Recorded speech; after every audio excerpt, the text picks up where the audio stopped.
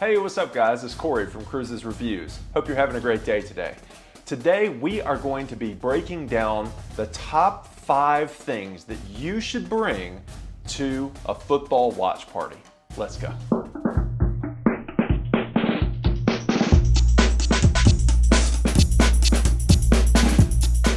Alright guys, so if you're anything like me, you are pretty fired up about the college football season. Maybe you're more of an NFL fan. Either way, this video is for you. What I did is I did a very unscientific survey of about 20-25 folks that are my friends, and I just asked them a simple question. I said, what are your favorite things to eat at a tailgate party? Right? So I didn't ask, what are your favorite things to bring? I said, of all the stuff that you could eat at a tailgate party, what are the things that you look forward to the most? And based on their responses, I'm going to give you 5 things that you should bring to a tailgate party. So coming up at the number 5 slot is something that I was actually a little surprised about, because I don't really think of these things as like a Super Bowl party food, or at least not for adults. But the number 5 response was pizza rolls, of all things, right? You know, those little bitty bite-sized pizza rolls that you used to have when you were a kid. Apparently, these are super popular with my friends, and it kind of makes sense, right? It's finger food, it's really easy to eat, and it's not quite so calorically dense as a piece of pizza, right? So that is number 5. Coming in at the number 4 spot is going to be Velveeta Cheese Dip, right? Or really any cheese dip, but Velveeta is the one that most people associate with football, right? So you take some Velveeta, you take some Rotel, you mix it together, you melt it down, and you got a cheese dip. Now, it's really simple to make, but let me say this. If you volunteer to bring cheese dip to a party, you are also on the hook for the chips, okay? Don't be showing up with cheese dip and no chips. And don't skimp out on the chips, right? The worst thing in the world is to see a bunch of cheese dip that's got itty bitty pieces of chips all throughout it because you bought super cheap chips. So buy the nice thick kind of chips so when people are dipping it, it's not going to be gross. And remember, don't double dip. That's disgusting. Coming in at the number 3 spot is something that was popular with both the men and the ladies, and that is buffalo chicken dip. Guys, this is zesty, it's tangy, it's a little bit hot, and it's delicious. This is another type of dip that you obviously use with chips, but it is even more important to have a good sturdy chip when you're talking about buffalo dip. I personally love buffalo chicken dip, and I can definitely recommend that this is a go-to. It also doesn't take very long, right? It's just a couple of extra ingredients, and it's a pretty quick one. So consider that a big thumbs up for number 3, buffalo chicken dip. Now we're getting to the big stuff, right? Number 2.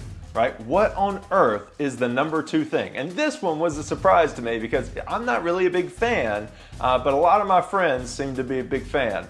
And so number 2 is pig in the blanket, right? Pigs in the blanket are super popular at football parties, right? I think it's because of the small nature of it. It's really simple to make, and they are pretty good. So just like with the chips, and just like with the cheese dip, right? If you bring pigs in a blanket, you better be committed to bringing the condiments that go with it, right? At the very least, bring some mustard and ketchup, but consider something a little more interesting, like beer cheese or something like that. It works really well with pigs in the blanket. But there you have it, guys. Number 2, pigs in the blanket. And finally, coming in at number 1, the number 1 most popular thing. Literally everybody except my wife had this as their top pick for things that they want at a Super Bowl party or at a football party. You get the idea. What's the number 1 thing? You're gonna be surprised. It's smoked chicken wings. That's right, smoked chicken wings is number 1. So why do I think when we look at the whole list in its entirety, there are some gaping things that are missing, right? We would expect to see hamburgers and hot dogs and pizza and sweets. None of those things made the list. Why is that, right? If you think about hot dogs, if you think about hamburgers, if you eat a whole hamburger, you're probably not gonna want much else, right? That's probably all you're gonna want. So you're not getting a chance to sample everything, and you feel like wasteful if you eat a whole, if you get a whole hamburger and you don't eat a whole hamburger. And also, if the hamburger's been sitting out for an hour or two, they can be a little dry, a little overcooked, right? So I think that the key here is you want to go with handheld things that you can hold in one hand, have a beer in the other, and you can just pop it in and move on, right? So think of it as grazing food. Also, if you think about beer, most of the time when you have a beer, you want something salty and savory, not something sweet. So I'm pretty sure that's why most of my friends did not really bring up sweets at all, right? So there you have it, guys. In a nutshell, if you're looking to take things to a football party, think savory, think handheld, right? If you love hot dogs, pigs in a blanket are a great substitute. If you love hamburgers, maybe think about sliders instead, right? But the idea here is small, easy to eat things. Guys, if you need a plate, you're probably not doing it right, okay? So that's it for me, guys. Thanks for watching. Have a great football season. And yeah, if you enjoyed the video, please consider giving me a big thumbs up. Y'all take care.